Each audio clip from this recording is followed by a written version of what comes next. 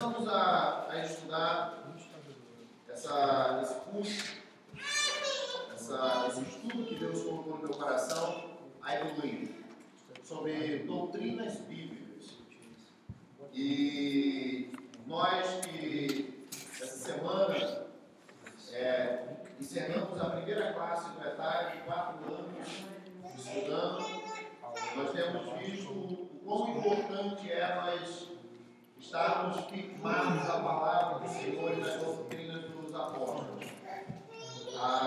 No decorrer desse estudo, nós vamos perceber como que as pessoas têm distorcido a palavra do Senhor e isso pode ser muito prejudicial. Nós começamos o estudo falando sobre a Bíblia Sagrada, sobre as Escrituras, falando que as Escrituras elas são inspiradas pelo Senhor, que nós acreditamos na Bíblia, nós acreditamos na palavra de Deus, nós acreditamos no que a Bíblia diz para nós. Alguns dizem por aí, eu sou o que a Bíblia diz que eu sou, eu tenho o que a Bíblia diz que eu tenho, e isso é uma verdade, nós precisamos acreditar nisso. Nós acreditamos na Bíblia Sagrada. Mateus capítulo de número 16, versículo de número 13, nós vamos estudar hoje a segunda doutrina que nós acreditamos. Mateus 16, 13, diz assim a palavra do Senhor. E chegando Jesus às partes de Cesareia de Filipe, interrogou seus discípulos, dizendo: quem dizem os homens ser o Filho do Homem? E eles disseram, uns João Batista, outros Elias, outros Jeremias, ou dos profetas. Disse-lhe eles: e vós, quem dizeis que eu sou? Simão Pedro respondendo, disse: tu és o Cristo, o Filho do Deus vivo. Tu és o Cristo, o Filho do Deus vivo. Então nós vamos estudar a segunda doutrina que nós acreditamos, e a segunda doutrina é que Jesus Cristo é Deus. Essa é a doutrina. Jesus Cristo é Deus. E para nós que estamos aqui, pode parecer algo assim, ok, we know that. Nós sabemos disso, sabemos que Jesus é Deus. Mas, que Deus é esse? Que nós sabemos, que nós conhecemos. Se eu perguntar a um testemunho de Jeová, quem é Jesus? Ele vai dizer: é Deus, é um Deus. Quando você vê na Bíblia, é um Deus com letra minúscula. Mas se eu perguntar para um espírita, mas quem é Jesus? Jesus é um iluminado, Jesus é o mestre. E eu pesquisei aqui o que algumas religiões falam de Jesus. O que o judaísmo fala de Jesus? O que os judeus falam de Jesus? A maioria dos judeus vê Jesus como um transgressor da lei. E um dos vários revolucionários da época que contestaram a ordem social, como Ben Judá ou Simão Bar Kokhba, e que foram condenados à morte pelo Império Romano. Muitos contestam o caráter messiânico de Jesus, visto que ele não cumpriu algumas profecias para os judeus, dentre as quais a que fala que o Messias só viria após a construção do terceiro templo de Jerusalém, visto que o segundo foi destruído pelos romanos.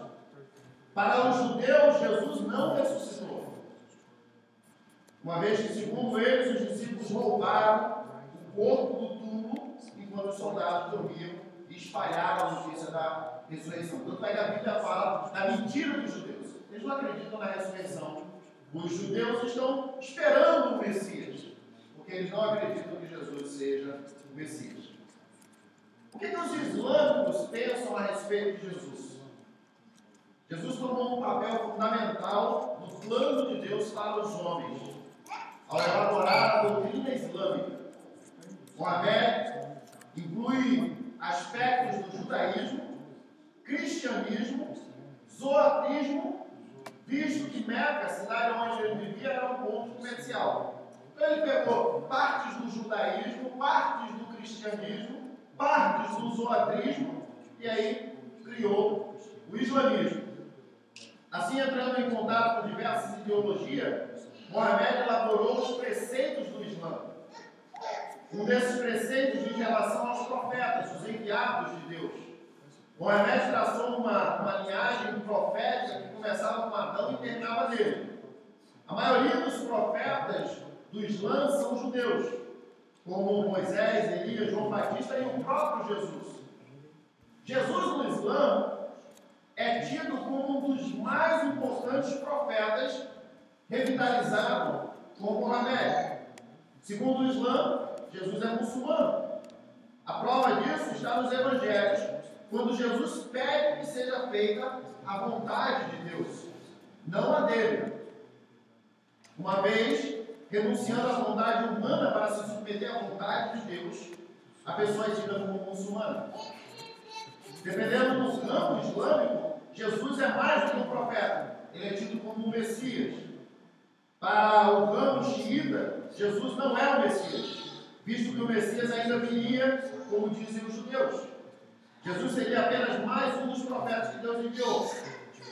Já para o ramo sunita, Jesus, além de profeta, é o Messias que Deus enviou e que no fim do tempo voltará para que ocorra o juízo final.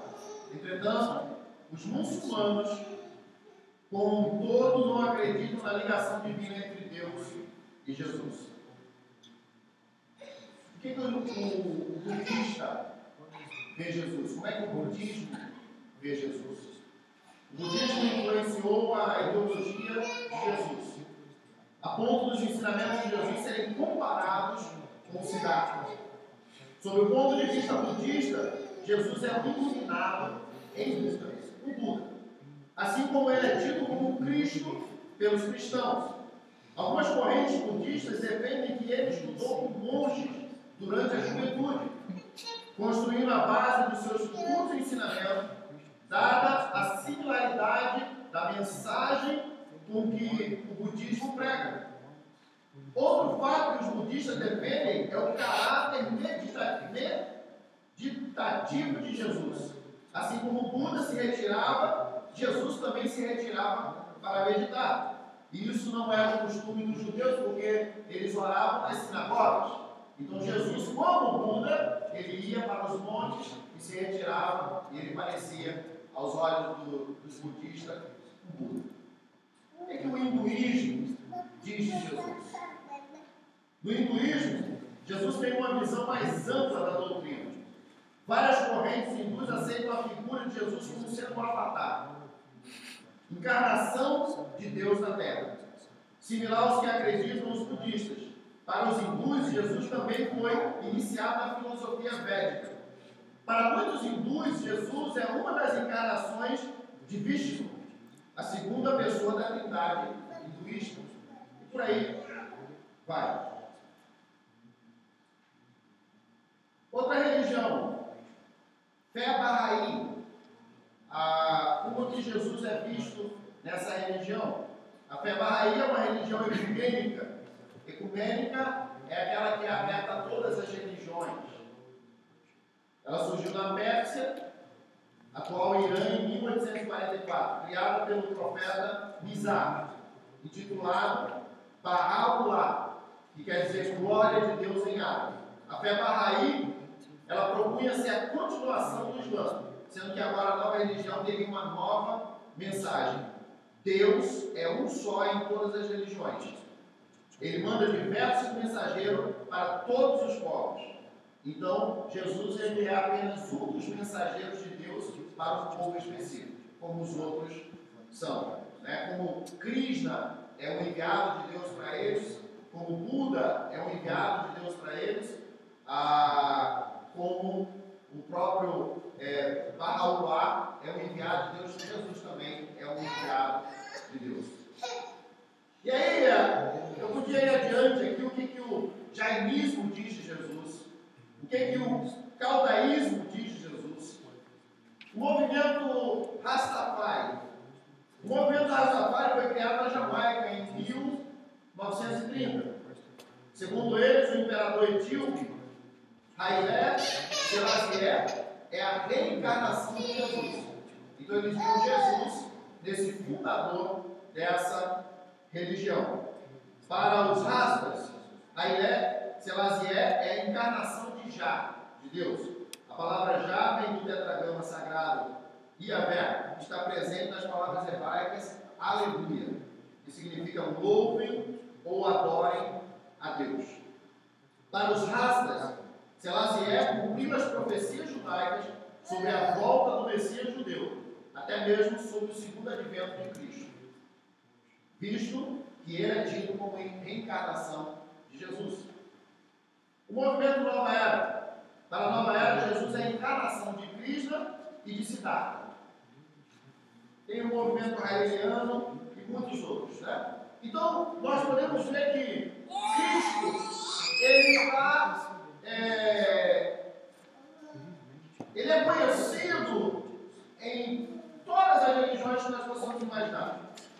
Até pessoas que não acreditam em Deus, eles têm uma definição sobre quem é Cristo.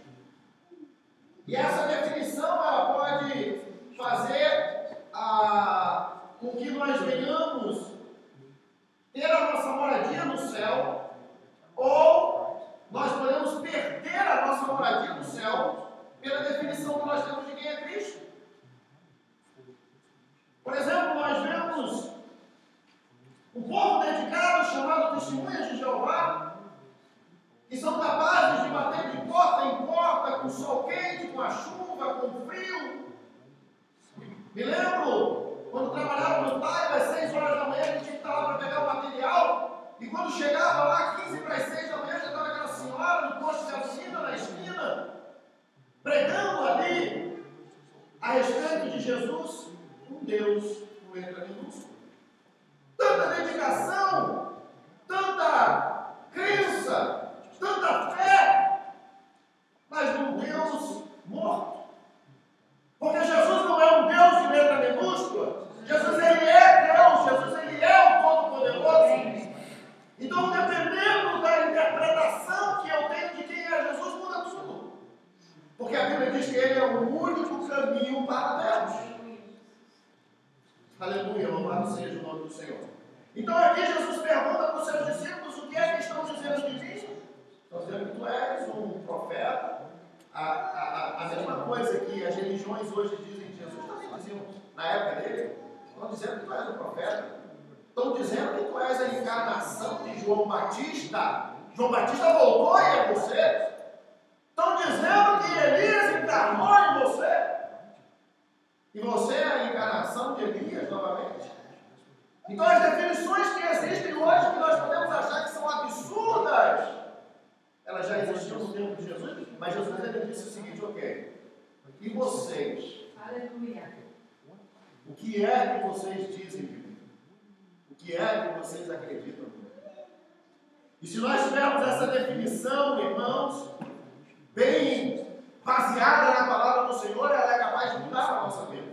Quem é Jesus para nós? No Antigo Testamento, nós vemos algumas profecias a respeito de Jesus. Em Deuteronômio 18:15, a profecia diz o seguinte: o Senhor, teu Deus, te levantará um profeta no meio de ti, de teus irmãos, como eu, a ele ouvireis. O Senhor levantará um profeta. 1 Samuel, capítulo 2, versículo 35, a profecia a respeito de Jesus: e suscitarei para mim um sacerdote fiel, que procederá segundo o meu coração e a minha alma. Em Deuteronômio foi profetizado que ia se levantar um profeta. Em Samuel é profetizado que vai se levantar um sacerdote. Jeremias 23, 5 e 6. Dizeis que vem dias, diz o Senhor, em que levantarei a Davi um renovo justo, e sendo rei, reinará e agirá sabiamente e praticará o juízo e a justiça na terra. Nos seus dias Judá será salvo, Israel habitará seguro, e este será o seu nome, com o qual Deus o chamará o Senhor, justiça nossa. Nós vemos no Antigo Testamento que iria se levantar um profeta, iria se levantar um sacerdote, iria se levantar um rei. E Jesus ele veio como como rei? Com uma diferença. Ele é o Rei dos Reis e Senhor dos Senhores. No Antigo Testamento, houve profecias com relação à sua morte e à sua ressurreição. Quando nós lemos o Salmo de número 22, fala sobre o sacrifício de Jesus na cruz do Calvário.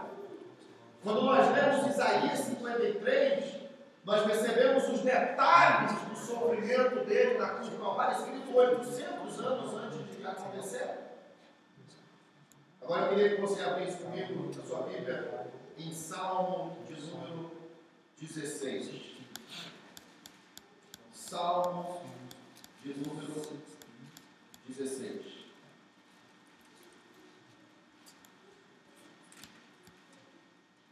Versículo de número 10.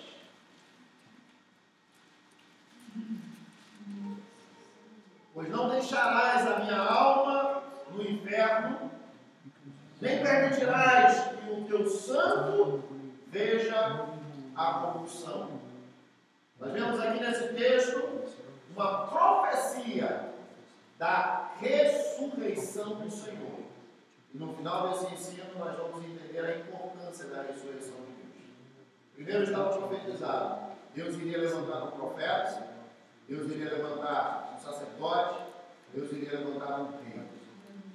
Estava profetizado na morte, no sofrimento de Jesus. E também já estava profetizado na sua ressurreição. Se nós fôssemos falar todos os versículos, nós passaríamos aqui a noite toda, daria para passar 24 horas, né, falando sobre esses versículos que provam isso. Alguns nomes atribuídos a Cristo na palavra. João 1:1. A palavra do Senhor diz: Ele era o verbo estava com Deus e o verbo era Deus. Em João 1:1 nós vemos Jesus como Deus. Hebreus 1:8 também fala que Jesus é Deus. E João 20, versículo 28, também fala que Jesus é Deus. João 20, versículo 28. Tomé respondeu e disse: Senhor meu, Deus meu. Então, um dos nomes que é dado a Jesus é Deus. Outro nome que é dado a Jesus, Senhor. O próprio Jesus diz: vocês me chamam de Senhor e eu sou. Outro nome que é dado a Jesus, Filho de Deus. Quem vocês dizem que eu sou? Pedro disse: tu és o Cristo, o Filho do Deus vivo. Nomes dados a Jesus: Deus, Senhor, Filho de Deus. Atributos dados a Cristo, atributos que Cristo tem.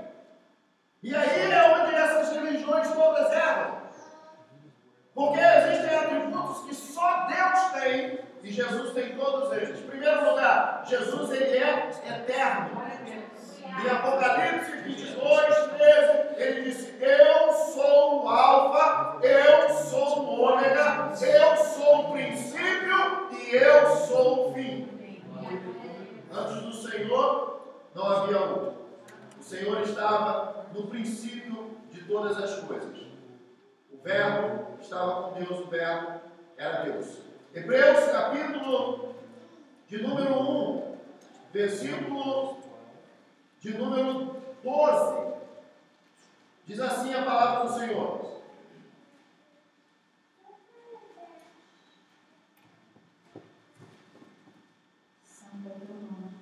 e como um manto os enrolarás, e como uma veste se mudarão, mas tu és o mesmo, e os teus anos não acabarão.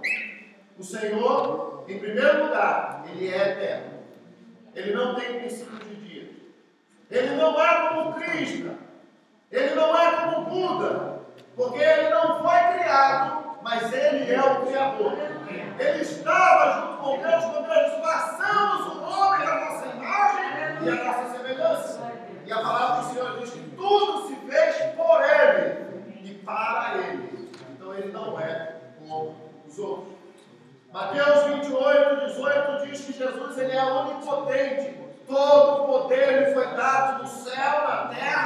e embaixo da terra. O Senhor, Ele é onipotente, Ele tem todo o poder, Ele pode todas as coisas. Algumas pessoas, Jesus pode, Jesus não pode, Jesus pode todas as coisas. João 16, 30 diz que o Senhor era onisciente. João 21, 17, Apocalipse 2, 2 e Apocalipse 3, 1 também diz que o Senhor era onisciente. Ele sabe de todas as coisas. Às vezes os filisteus chegavam, ou aqueles religiosos chegavam diante do Senhor e faziam uma pergunta: Senhor, essa mulher foi pega no adultério, a lei manda matar, apedrejar, o que é que o Senhor diz? A Bíblia diz, sabendo o que estava no coração dele. Jesus sabe o que está no nosso coração. Ele é onisciente, Ele sabe de todas as coisas. A palavra do Senhor diz o salmista no Salmo 139, antes que a palavra saia da minha boca, o Senhor já conhece. O Senhor, Ele é onisciente, Ele sabe de todas as coisas.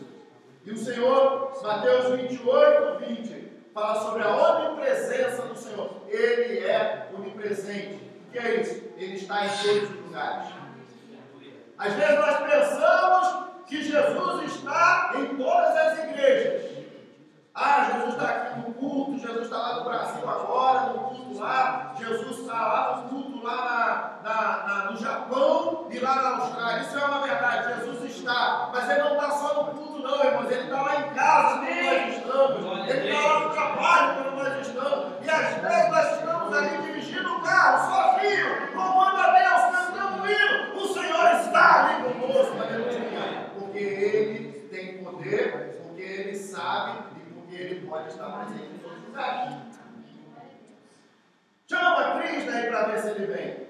Chama a Buda aí, como Elias falou. Grita mais alto. Chama mais alto. Quem sabe vai viajar, quem sabe está dormindo. Porque são deuses mortos, mas Jesus não é Deus morto. Ele é vivo e Ele vive para todos sempre. Nós precisamos saber quem é Jesus. Nós precisamos entender quem é Jesus. Esses são atributos do Senhor que os outros não têm. Ninguém tem. O diabo não tem, o diabo não sabe. O diabo ele é um bom psicólogo, ele sabe da sua reação, mas ele não sabe o que você está pensando, ele não sabe o que você está sentindo, ele sabe da sua reação. O diabo ele não pode estar em todos os lugares, a pessoa fala, o diabo. Não, é o governo que ele tem, porque ele tem um governo de principados e potestades. Agora Jesus não, ele é poderoso para estar em todos os lugares ao mesmo tempo. E as pessoas ficam bitoladas e falam assim, não dá para acreditar. Mas ele quer saber o que todo mundo está pensando ao mesmo tempo. Ele sabe não só o que está pensando, mas ele sabe até quantos fios de cabelo tem na sua cabeça. Todo mundo sabe. Aleluia. E até quando está penteando o cabelo, está sendo aquele monte, imagina a Cunha penteando o cabelo, a Sara, saindo aquele monte assim, Jesus já contabilizou tudo. Tinha tanto até tantos minutos atrás, e por aí vai, porque ele é poderoso. Aleluia, louvado seja Jesus. Mas aí, irmãos, Jesus, ele sendo Deus, ele se fez homem. E nós precisamos entender a humanidade de Cristo.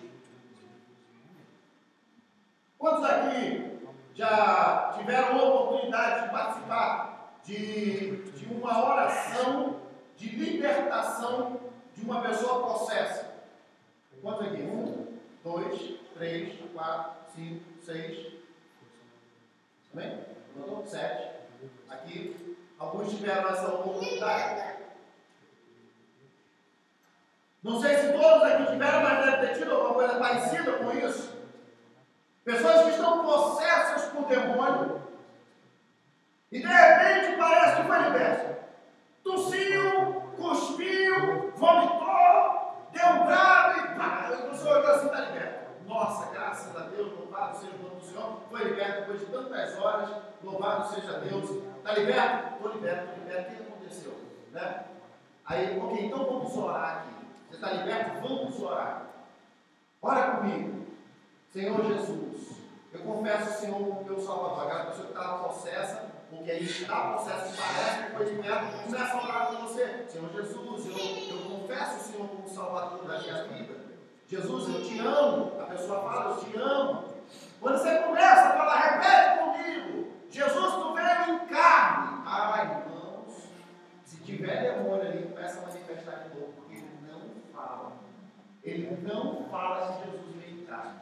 Você fala, Jesus veio em carne. Aí começa a servir você, começa a falar de novo, porque o demônio não consegue falar, não pode falar que Jesus veio em carne. E por que isso? Nós precisamos entender. Porque nós servimos a Jesus que veio em carne. Nós servimos a Jesus que, sendo Deus, não usurpou ser igual a Deus, mas deixou a sua glória, os seus atributos, a sua eternidade, deixou a sua onipotência, a sua onipresença para se fazer homem. Por quê? Precisamos entender isso. Porque nós dizemos Jesus é Deus. Por que Jesus veio em carne? Primeiro, a Bíblia diz, todos nós sabemos que ele veio de uma virgem. E a razão pela qual ele veio de uma virgem é para que o pecado de Adão não estivesse na vida dele. Ele estava sujeito ao pecado. Ele poderia ter pecado, mas ele não pecou. Então ele nasceu de uma virgem para que a origem adâmica não estivesse nele. Jesus, ele se submeteu às leis de desenvolvimento humano. Lucas 2,40 diz que o menino crescia e desenvolvia em conhecimento, em aprendizado. Jesus, ele se submeteu, ele podia ter vindo já um adulto, podia ter chegado aqui, cheguei. Podia ou não podia? Não, pastor, não pode o quê? Ele era onipotente, ele é onisciente, ele pode todas as coisas, ele tem todo o poder. Mas ele se submeteu a vir do ventre de uma mulher, a semente de uma mulher, ele se submeteu às leis de desenvolvimento humano. E Jesus também apresentou aspectos humanos. Às vezes, a gente fala, mas também era Jesus. Também era Jesus. Mas a Bíblia fala que Jesus teve fome, a Bíblia fala que Jesus teve sede, a Bíblia fala que Jesus cansou, a Bíblia fala que Jesus se entristeceu, a Bíblia fala que é um dos melhores versículos da Bíblia, Jesus chorou. Ele não só submeteu às leis do desenvolvimento humano, como ele apresentou aspectos humanos. Agora, por que é que Cristo se fez homem e por que é que o Deus vivo precisava encarnar? 3 razões. Abra comigo João 1,29.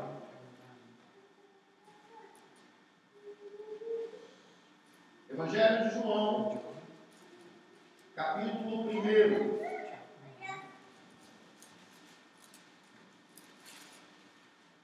Versículo de número 29. No dia seguinte, João viu a Jesus que vinha para ele e disse o quê? Eis o Cordeiro de Deus que tira o pecado do mundo. Jesus, ele veio em carne para se tornar o sacrifício perfeito para a remissão de pecados.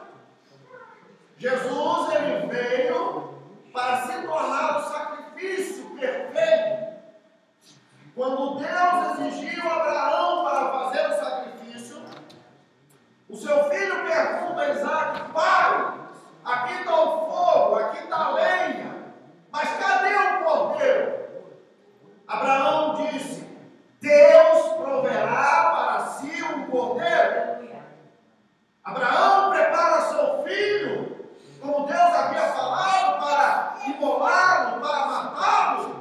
E na hora que ele levanta aquele instrumento que iria tirar a vida dele, um anjo aparece e diz: Abraão, para, porque eu já provi para mim um cordeiro, olha ali. E ele vê nos arbustos um cordeiro preso. Ele falou: poupa teu filho e pega o cordeiro e faz para mim um holocausto. O que é isso, irmão? Era você que estava no holocausto, pronto. Mas aí o Senhor proveu Jesus de Nazaré para ser o sacrifício por nós. Quando você se emociona na Santa Ceia e chora, pensando em Jesus na via dolorosa, é porque era para você estar na via dolorosa, é para eu estar sem esperança, condenado à morte e ao inferno. Mas Jesus, ele veio em carne para ser o sacrifício para a remissão dos nossos pecados. Por isso que João disse: eis o Cordeiro de Deus que tira o pecado. Primeira razão, Jesus precisava vir em carne para ser o sacrifício por nós. Segundo, a palavra do Senhor diz que Jó desejou ter um mediador. Abra comigo em 1 Timóteo, capítulo 2. Jó, ele disse: não existe ninguém que coloque a mão nos nossos ombros. Não existe ninguém que possa mediar entre nós. Mas 1 Timóteo, capítulo de número 2, versículo de número 5 diz: porque há um só Deus e um só mediador entre Deus e os homens, Jesus Cristo, homem. Ele veio em carne, ele encarnou para quê? Para ser o mediador entre o homem e Deus. Quando Jesus disse: Pai, está consumado, é porque ele estava no meio da humanidade, ele estava entre a humanidade e Deus. Quando hoje você diz: meu Deus, ninguém me entende, você tem um mediador que te entende. Quando você fala: ninguém intercede por mim, você tem um mediador que está sentado à direita de Deus Pai, que entende e intercede por você. Jesus veio em carne para ser mediador entre o homem e Deus, e não existe outro. Alguns acham que Maomé, outros acham que a Virgem Maria é mediadora. Nós que estamos estudando metade, aprendemos há uns dias atrás, quando estávamos falando de religiões, eu quero até abrir um parênteses aqui para fazer uma propaganda sobre o ETAD, uma propaganda grátis. Essa aula que nós estamos tendo aqui sobre uma doutrina chamada Cristo, Jesus Cristo é Deus, só para vocês terem uma ideia. Nós estudamos uma matéria chamada Cristologia, com 15 horas de aula, dada aqui fora que o pessoal já tem estudado. Só uma matéria chamada Cristologia. Nós vemos essa matéria de novo quando nós estudamos a doutrina de Deus. Nós vemos também Cristologia dentro da doutrina de Deus. Nós vemos quando nós estudamos heresiologia, quando nós estamos estudando as religiões, tudo aquilo que foi falado aqui, nós estudamos o que as religiões dizem. E quando nós estávamos estudando sobre o catolicismo, chega ao ponto de dizer que é melhor pedir para a mãe de Jesus, porque caso Deus negue para Jesus, não vai negar para a mãe dele. Mas a Bíblia deixa bem claro que não é para você pedir para o pastor santo, nem para a Virgem Maria, nem para a Padre Cícero, mas só existe um mediador entre Deus e o homem, Jesus. Ele encarnou para ser mediador nosso. E eu quero dizer para você: Jesus te entende, Jesus te aceita, Jesus ele veio para morrer por você, para ser o sacrifício pela sua vida, e ele te compreende, porque ele veio em carne. Aleluia. Por último, por que é que Cristo precisava vir em carne? 1 Coríntios, capítulo 15, versículo 55, vai nos responder essa pergunta. Jesus veio para ser o sacrifício pela remissão dos nossos pecados. Jesus veio para ser o remitor entre Deus e o homem. E por último,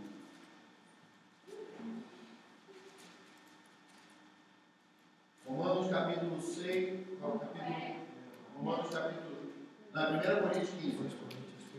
Romanos capítulo 3, versículo 23 diz: todos pecaram e destituídos foram da glória de Deus. Romanos 6, 23 diz: o salário do pecado é o quê?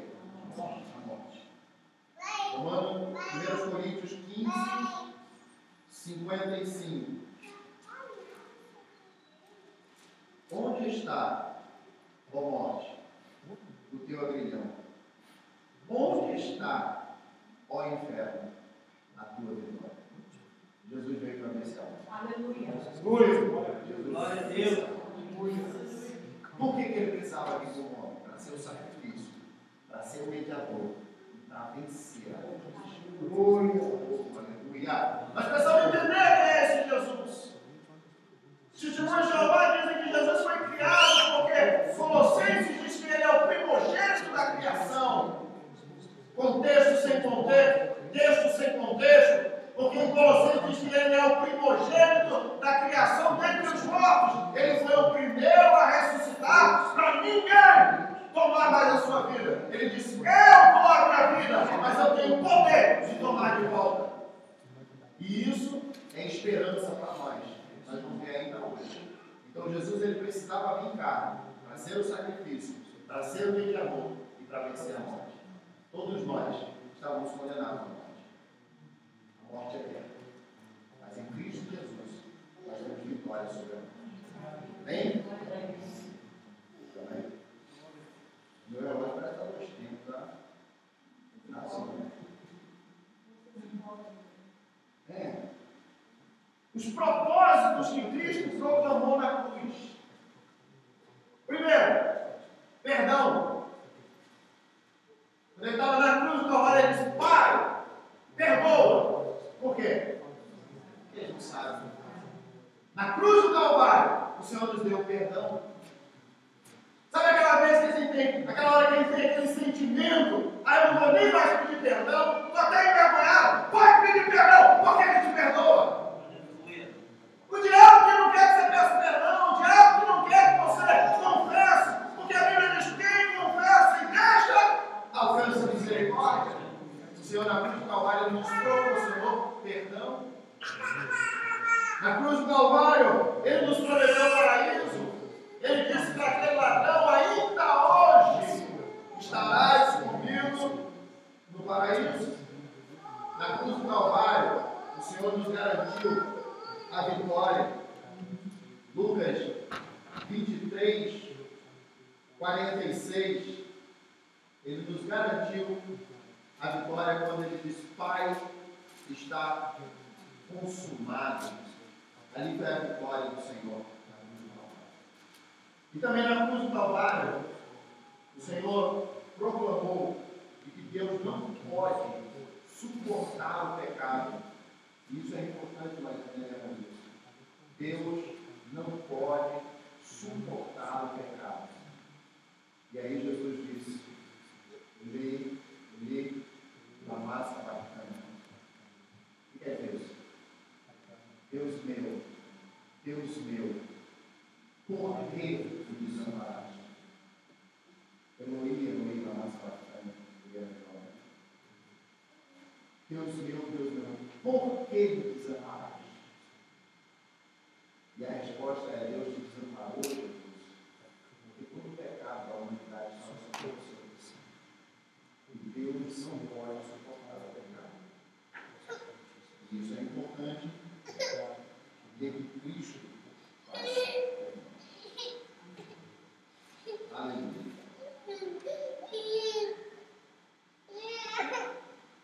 Na semana que vem, nós vamos tratar dos benefícios da cruz. Quais são os benefícios para nós? O que nós somos beneficiados de Cristo ter morrido na cruz. E também vamos tratar sobre os resultados da ressurreição. Quais são esses resultados da ressurreição de Cristo na nossa vida, no nosso dia a dia? Então, nós aprendemos hoje de que Jesus, Ele é Deus. E eu sei que você já sabia disso e você já acreditava nisso. Mas nós precisamos ter toda a convicção. Não podemos ter nenhuma dúvida sobre isso. Jesus, Ele é Deus. Quando Pedro falou: Senhor, Tu és Cristo, o Filho do Deus vivo, Jesus falou assim: bem-aventurado sois tu, porque não foi a carne que te revelou isso, mas foi meu Pai que está no céu. Quando nós acreditamos que Jesus Ele é Deus, nós temos uma revelação da parte do Senhor. Agora nós temos todas as provas que Ele é Deus. Ele não é um Deus. Ele não é um iluminado, como dizem os Espíritos. A palavra do Senhor diz que quando nós chegarmos na cidade santa, lá não haverá noite, porque o Senhor iluminará a cidade. Então ele não é um iluminado, ele é a luz.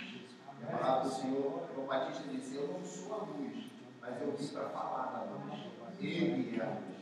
Então nós precisamos entender, aceitar, ter convicções de quem é Jesus. Amém? Vamos colocar de pé. Jesus ele é chamado de Deus, ele é chamado de Senhor, ele é chamado de Filho de Deus. Jesus ele é eterno, ele é onipotente, ele é onisciente, ele é onipresente. Jesus ele nasceu de uma virgem, ele se submeteu às leis dos vencimentos naturais e Jesus apreciou aspectos humanos. E Jesus ele se fez homem para se tornar o sacrifício pelo pecado. Jesus se fez homem para se tornar o mediador entre Deus e o homem. Jesus se fez homem para vencer a morte. Se você sair com essa lição daqui hoje, o que é que Jesus se tornou homem? O que é que Jesus precisava ter em carne? Se você sair com esses 3 pontos na sua mente, valeu você ter vindo aqui. Valeu. Você precisa saber, Jesus veio em carne, porque ele se tornou o sacrifício para a nossa redenção. Jesus veio em carne, ele se tornou o mediador entre nós e Jesus. Jesus veio em carne para vencer a morte. Amém? E é por isso que os demônios não podem proclamar isso. Eles não podem dizer isso. Porque quando nós dizemos que Jesus veio em carne e venceu a morte, ele pagou o preço por nós e nós temos a salvação dele. Em Cristo Jesus nós somos salvos, os demônios não têm mais salvação. Os demônios não têm mais arrependimento para eles. Então eles não aceitam, eles não admitem que você sendo falho, que você sendo mortal, que você sendo sujeito aí a doenças e tudo isso, né? Que o mundo está aí expondo a nós percebemos o quão frágeis nós somos, e nós temos a esperança em Cristo Jesus de um perdão e de uma vida eterna. Apesar do nosso pecado, apesar da nossa sujeira, apesar do lamaçal, em Cristo Jesus nós temos o sacrifício, o Cordeiro de Deus que tira o pecado do mundo. Então nós podemos dizer, Jesus veio em carne para morrer. Jesus veio em carne para conquistar a minha vitória. Agora os demônios não têm mais essa vitória, não têm essa oportunidade. Pecaram, caíram e foram destituídos da glória de Deus para sempre. Então você fala com o endemoniado, uma pessoa que está possessa ainda por demônios. Fala aí que Jesus veio em carne. É impressionante, não fala. Se retorce, mas não fala. Porque quando nós proclamamos que Jesus veio em carne, nós dizemos Jesus sendo Deus, que Ele é Deus, nunca deixou de ser Deus. Ele deixou a sua glória para conquistar a nossa vitória. Porque essa vitória, quando Ele diz, ó morte, onde está a tua vitória? Ele conquistou para nós. Entenda isso. Ele já era eterno, Ele sempre foi eterno. Ele não veio aqui para morrer pela causa dele. Ele não veio aqui para morrer para ele ser coroado. Ele veio, ele deixou toda a glória para vir aqui, para tirar a nossa vida da morte. Quando ele disse, ó morte, onde está a tua vitória? Ó inferno, onde está a tua vitória? Para que nós possamos proclamar essa vitória. O nosso Salvador conquistou a vitória sobre a morte para nós. Então Jesus ele não é apenas um profeta. Ele não é apenas um iluminado. Ele não é apenas um sacerdote. Ele é o Rei dos Reis, Senhor dos Senhores. Ele é um Deus eterno, poderoso, soberano, criador, merecedor de honra e glória. Esse é o nosso Jesus de Nazaré. Amém? Que você possa, cada dia mais, estar convicto de quem é Jesus para você. E é importante isso, Deus do céu, dizendo isso. O que Jesus é, Ele é. O que você acha de Jesus não vai tirar a essência dele. Escute isso mais uma vez. O que você pensa de Jesus, o que você acha de Jesus, a sua definição de Jesus, Ele é quem Ele é. Ele disse, eu sou de Jesus. Ele disse, antes de Abraão, eu sou. Ele é. Você acredita, não acredita? O Chico vai falar que é isso, o Espírito vai falar que é.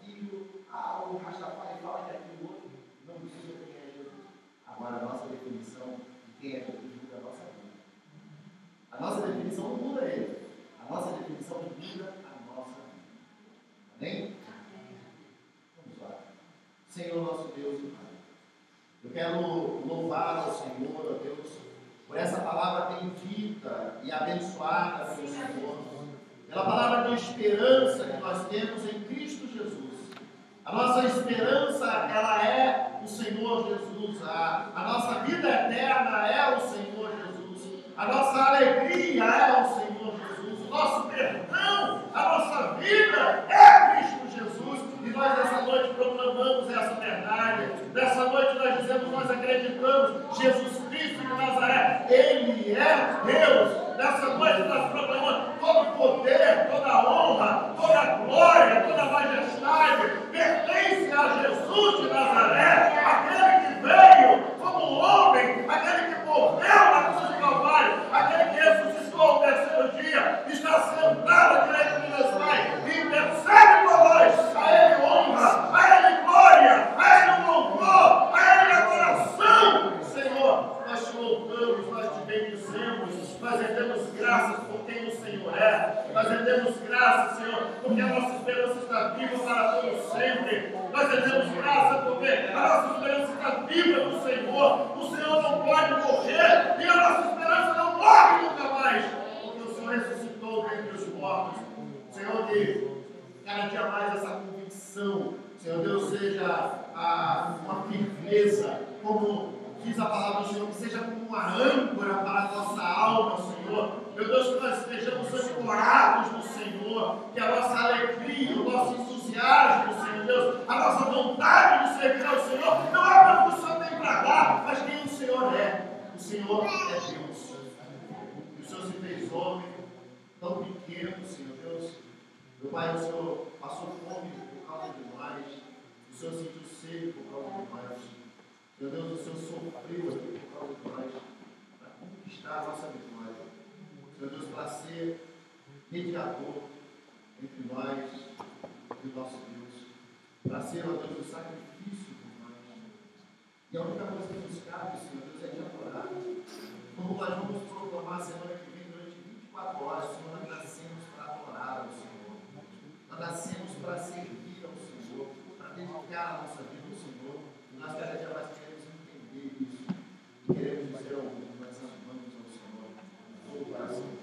O Senhor não é apenas um profeta, o Senhor não é apenas uma luz ou uma força, o Senhor é o Deus Todo-Poderoso que abre os céus e a terra, tem lá na terra. Amém? Amém? Quero proclamar com você nessa noite e dizer: Jesus Cristo de Nazaré é o Deus Todo-Poderoso. Vamos dizer isso? Jesus Cristo de Nazaré é o Deus Todo-Poderoso. De novo. Jesus Cristo de Nazaré é o Deus Todo-Poderoso. Pela última vez, bem forte. Jesus Cristo de Nazaré é o Deus Todo-Poderoso. Aleluia. Em nome do Senhor. Olha, tenha uma noite abençoada de descanso. Descanse nos braços do Senhor. E que você possa dizer como salmista: eu deito, eu durmo e eu acordo, porque o Senhor é comigo. Que Deus abençoe. Que a paz do nosso Senhor Jesus Cristo, as doces consolações do Espírito Santo de Deus seja sobre cada vez que todos nós demos. Amém. Cumprimento o seu irmão com a paz.